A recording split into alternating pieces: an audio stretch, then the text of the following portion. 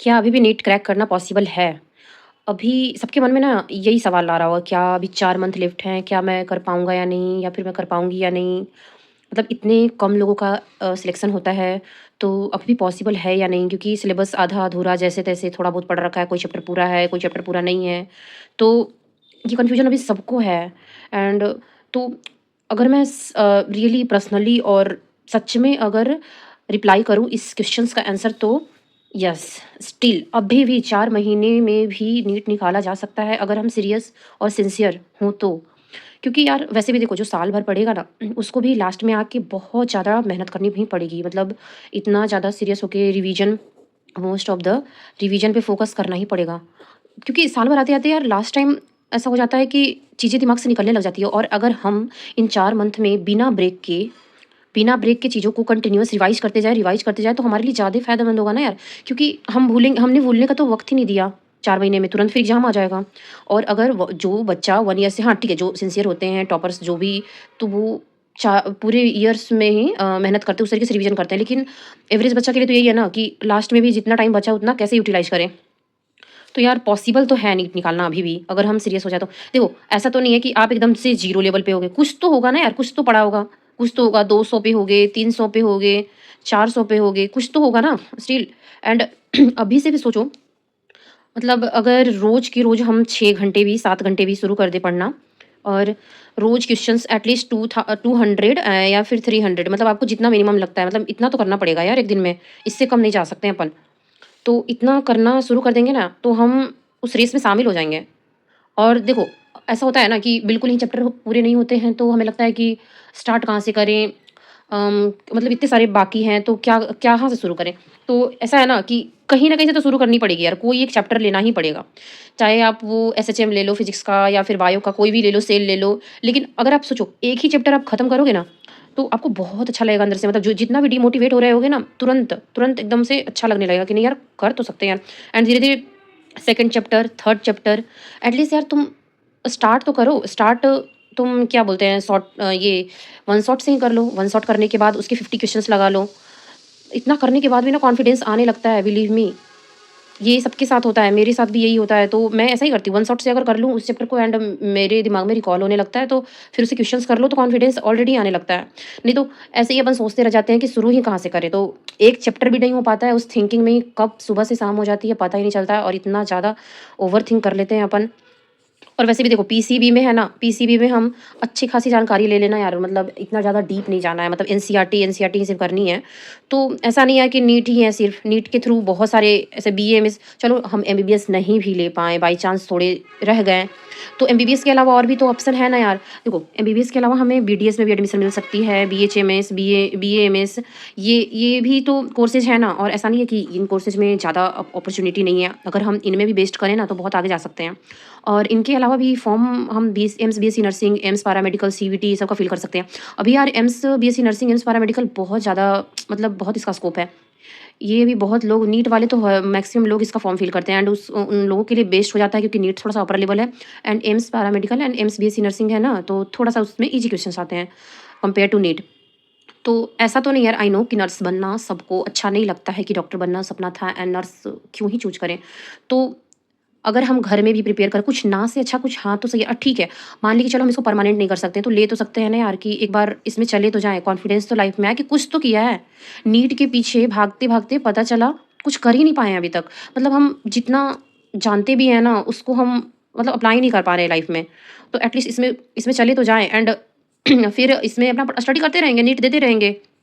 अगर मन किया तो, नहीं तो अगर अच्छा लगे तो ये कर सकते हैं। लेकिन अगर एकदम से सीरियस हैं कि नहीं एमबीबीएस ही चाहिए, तो यार खाली बैठ के एमबीबीएस का सिर्फ प्रिपरेशन करने से, नीट का सिर्फ प्रिपरेशन करने से ना थोड़ा-सा डिमोटिवेशन आता ही आता है, किसी को भी आएगा। अगर 2 अटेम्प्ट्स, 3 अटेम्प्ट्स, 4 अटेम्प्ट्स हो गया ना तो आएगा ही। और अगर हम किसी कोर्स में जॉइन रहे तो थोड़ा लगता है कि ठीक है, कहीं न कहीं तो है ना, एंड यहाँ से आगे जा सकते हैं हम। जब यहाँ तक आए हैं तो आगे भी जा सकते हैं, किसी को भी रहता है। और बिलीव मी यार, स्टार्ट तो करना पड़ेगा, चाहे आप जो भी बोलो, स्टार्ट तो करना पड़ेगा। अगर आप आज भी आप स्टार्ट करते हो ना यार, तो टोटल की टोटल 4 मंथ हैं, 4 मंथ, मतलब 100 प्लस डेज़ हैं, 100 प्लस। कितने सारे, मतलब आप एक दिन में अगर 6 घंटा भी पढ़ते हो ना, और आई नो यार, जब आप बैठने लगोगे ना तो 6 घंटा तो कैसे पता पता भी नहीं चलता है। 8 घंटा, 10 घंटा ऐसे ही निकल जाता है। कॉपी के साथ बुक के साथ बैठने में। तो खुद ही देख लो 600 आवर्स, मतलब इतना ज़्यादा स्टडी। और मुझे ऐसा लगता है ना कि देखो लगातार अगर हम करते रहे ना बिना ब्रेक लेना ऐसा नहीं है, लेकिन दिमाग से चीज़ों को निकालना नहीं। हम क्या हो जाता है ना, रील्स देखने में कब टाइम चला जाता है ना पता ही नहीं चलता है, और हम इतना ज़्यादा भूल जाते हैं अपने मकसद को ही। और जब टाइम ज़्यादा वेस्ट हो जाता है तो रिग्रेट करने लगते हैं कि क्यों ही किया। तो थोड़ा सा कंट्रोल करना पड़ेगा, ये सोचिए कि नहीं 4 महीना में ही करना है और अपन कर सकते हैं। और अगर सोचो अगर लास्ट के इन मंथ को भी यूटिलाइज करके अपन निकाल लेंगे ना नीट ना, तो इतना ज़्यादा कॉन्फिडेंस आएगा ना, इतना ज़्यादा कि यार जो चाहते थे वो कर तो लिया ना, एटलीस्ट पीछे तो नहीं रहे ना अपन। तो बहुत बड़ी अचीवमेंट होगी। तो यस यार, पॉसिबल तो है अभी भी। लेकिन अब ये मत सोचना कि अब एक महीना और सोचते सोचते निकाल दें, 2 मंथ और निकाल दें, तो लास्ट के 2 महीने, क्योंकि एक टाइम ऐसा आता है ना कि आपके पास 1 महीना 2 महीना हो एंड तब तक आप नहीं कर सकते। इतना भी नहीं होता है। वो वीडियो यूट्यूब पे आते रहते हैं कि आप 2 मंथ में भी कर सकते हो, 1 मंथ में भी कर सकते हो। पैनिकनेस बहुत ज़्यादा आती है। 4 मंथ स्टिल अभी बहुत बड़ा वक्त है। 4 मंथ है बड़ा टाइम, लेकिन 2 महीना 1 महीना थोड़ा-सा यार मैं नहीं मान सकती कि इन चीज़ों को, क्योंकि 1-2 महीना लास्ट में तो सिर्फ मॉक टेस्ट को एनालिसिस करने में ही लग जाता है। खुद ही सोचो ना, आप मॉक दोगे, उसका एनालिसिस करोगे, कौन सा चैप्टर ज़्यादा वीक लग रहा है उसको पढ़ोगे। सिलेबस मैं ये नहीं कह रही कि सिलेबस आप लॉन्ग वीडियो से कवर करो, आप वन शॉट से ही करो ना, वन शॉट से ही करो। क्योंकि देखो ऐसा तो है कि मैं जानती हूँ कि अभी डीप आ रहा है बहुत ज़्यादा, बट एनसीईआरटी से बाहर यार इतना भी नहीं है। अपन एनसीईआरटी पे सिर्फ फोकस करें तो एटलीस्ट एक गवर्नमेंट मेडिकल कॉलेज ले सकते हैं। ऐसा नहीं है कि एनसीईआरटी से बाहर का। फिजिक्स में भी मैं बोल रही हूँ, फिजिक्स में भी जिनको बेसिक्स आते हैं एंड तुम बायो और केमिस्ट्री में अच्छा करो। फिजिक्स में एटलीस्ट तुम पूरा अच्छा नहीं कर सकते हो तो 180 में से कितना 100 भी ला सकते हो ना, कम से कम 100 भी। तो इतना पे फोकस करो, पूरा क्यों लाने का सोचना है। इनमें अच्छा करो, इनमें एनसीईआरटी। और तुम भी जानते हो और मैं भी जानती हूँ कि एनसीईआरटी से ही आनी है यार, चाहे घुमा के चाहे जैसे आए। तो जो 5 बार पढ़ते हो ना एनसीईआरटी, 10 कर दो। और अगर 10 पढ़ते हो तो 15 कर दो, टाइम्स बढ़ा दो ना। और सबसे बड़ी बात है यार ये क्वेश्चन प्रैक्टिस करना, इसको मत छोड़ो। मैं अपना बताऊँ, मुझे बुक मेरे पास एलएन के सारे मॉड्यूल हैं एंड मुझे क्वेश्चन प्रैक्टिस करने में ना बहुत ज़्यादा बोरियत फील होता था, क्योंकि इतना ज़्यादा डाउट आता था ना क्वेश्चन प्रैक्टिस करने में मॉड्यूल से। एंड उसका फोटो क्लिक करो, फिर गूगल पे डालो, देन उसका सॉल्यूशन मिलता था। उसमें भी कन्फ्यूजन होता था कि सही है नहीं है, 2-3 बार देखना पड़ता था। मैं अभी नीट प्रेप का एक बैच परचेज की हूँ, उसमें उसका सॉल्यूशन भी वहीं पे आ जाता है एंड ये बहुत ज़्यादा हेल्पफुल है मुझे तो बहुत ज़्यादा। और मैं उससे ही मतलब एक दिन में 400 भी क्वेश्चन क्रॉस कर जाती हूँ। हाँ, ये है कि अगर पर डे हम 400 क्वेश्चन करें तो थोड़ा-सा थ्योरी कम कर पाते हैं। तो मैं पर डे तो नहीं 400 कर पाती हूँ, लेकिन हाँ, मिनिमम 200 मेरा रहता ही रहता है। कभी-कभार हो जाता है कि ये चीज़ ब्रेक हो जाती है मैं कि ज़्यादा क्वेश्चन नहीं कर पाती हूँ उस दिन, तो ज़्यादा थ्योरी करती हूँ। लेकिन हाँ, मैं कोशिश तो कर रही हूँ कि अभी मैं इस चीज़ को हर दिन कंटिन्यू रखूँ। तो किसी की मत सुनो यार, जितना ज़्यादा वीडियो देखोगे उतना ज़्यादा और टाइम वेस्ट होगा। मोटिवेशन वाला वीडियो देखने से भी होता है टाइम वेस्ट, ऐसा नहीं है।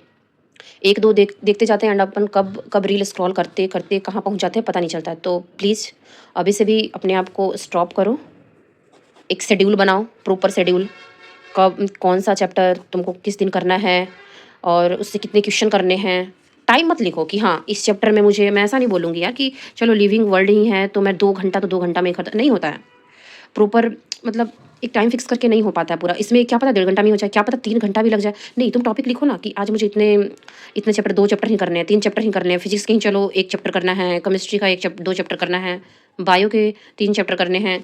तो और 50 क्वेश्चन इससे करने हैं, 50 क्वेश्चन इससे करने हैं, 100 क्वेश्चन इससे करने, 200 तो ऐसे ही हो गया यार। 200 क्वेश्चन तो ऐसे ही हो गए। स्टार्ट करो, स्टार्ट। ज़्यादा सोचोगे, जितना सोचोगे उतना कन्फ्यूज़ रहोगे। आई होप आप लोग अभी इस 4 मंथ को यूटिलाइज़ करोगे एंड सबको ही मिलके क्रैक करते हैं यार इस एग्ज़ाम को। बहुत हो गया, कितना और NEET NEET NEET NEET and life ऐसे एंजॉय भी नहीं कर पाते हैं नीट के पीछे भागते भागते, पर यहाँ तक आ गए हैं कि। तो बेस्ट ऑफ लक सबको, ऑल द बेस्ट। आप स्टार्ट करो एंड कमेंट में बताओ किस किस ने कहाँ तक अपना सिलेबस कंप्लीट किया है, किस किस का प्रिपरेशन कैसा चल रहा, अच्छा चल रहा या बुरा चल रहा। तो ठीक है, बाय।